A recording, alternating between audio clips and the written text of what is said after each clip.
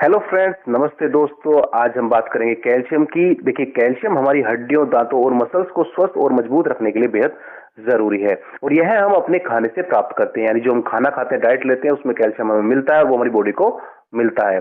लेकिन जब डाइट से कैल्शियम की कमी हो जाती है, यानी कि जो खाना हम खा रहे हैं उससे हमें कैल्शियम नहीं मिल पाता है, तो डॉक्टर मरीज को कैल्शियम सप्लीमेंट देते हैं जो हर मरीज की जरूरत के हिसाब से अलग अलग होते हैं।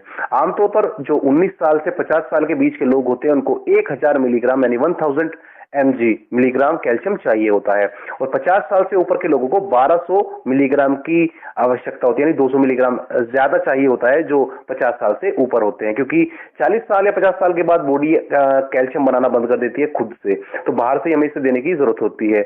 ये नियम पुरुषों और महिलाओं दोनों के लिए लागू होते हैं। अब ये सवाल उठता है कि कौन सा कैल्शियम साल्ट मरीज को दिया जाए, क्योंकि बहुत सारी मार्केट में दवाइयां आती है कैल्शियम के नाम से, जैसे कि आपको मैं अभी आगे बताने वाला हूं। यह उस एलिमेंट कैल्शियम के प्रतिशत कैल्शियम साल्ट के एब्जॉर्प्शन और मरीज की दवाई पर निर्भर करता है।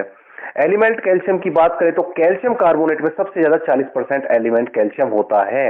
इसका मतलब यह है कि जो आप एक टैबलेट कैल्शियम खा रहे हैं उसमें 40% कैल्शियम होता है। सिंपल सी भाषा में समझिए। इसके बाद कैल्शियम फोस्फेट में 40%, कैल्शियम सिट्रेट में 21%, कैल्शियम लैक्टेट में 13%, कैल्शियम ग्लूकोनेट में आपको 9% कैल्शियम देखने को मिलता है। आपको शायद एलिमेंट कैल्शियम का नाम सुनकर थोड़ा सा कंफ्यूजन हुआ हो, लेकिन समझे कि इसका मतलब है कि कैल्शियम की टैबलेट में कितना कैल्शियम मौजूद है, जैसा कि मैंने अभी आपको बताया था उदाहरण देकर के, तो जो हमारी बॉडी द्वारा अब्सॉर्ब किया जाएगा।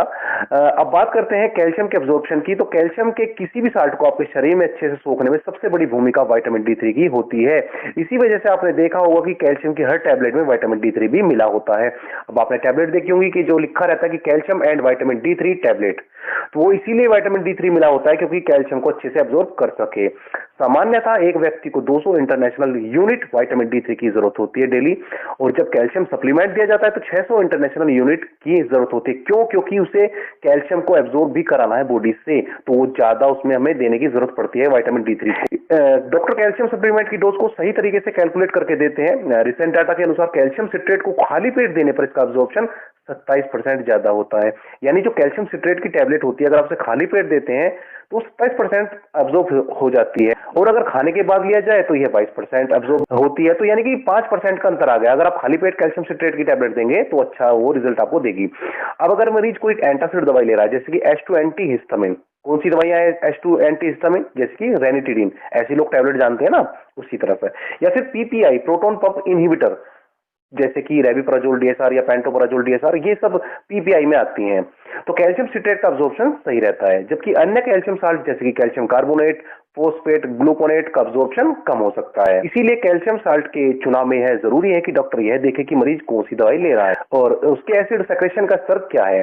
आमतौर पर कैल्शियम कार्बोनेट सबसे ज्यादा प्रिस्क्राइब किया जाता है क्योंकि इसमें सबसे ज्यादा एलिमेंट कैल्शियम होता है। इसी कारण से अधिकतर doctor calcium carbonate with vitamin D3 की कॉम्बिनेशन टैबलेट देते हैं।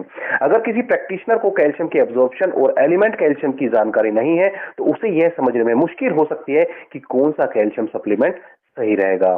इसलिए यह जानकारी होना बेहद जरूरी है। आशा है इस वीडियो के माध्यम से आपने यह सब अच्छे से समझ लिया होगा। अगर आपको अभी भी कोई डाउट है तो कृपया कमेंट करें और मैं आपकी पूरी मदद करने की कोशिश करूंगा। कैल्शियम सप्लीमेंट से जुड़े और भी महत्वपूर्ण जानकारी के लिए हमारे चैनल को सब्सक्राइब करें और बेल आइकन को दबाना न भूलें। आज की वीडियो में बस इतना ही। आप थे अपने दोस्त डॉक्टर सचिन देव के साथ। वीडियो में अपना कीमती समय देने के लिए आपका धन्यवाद।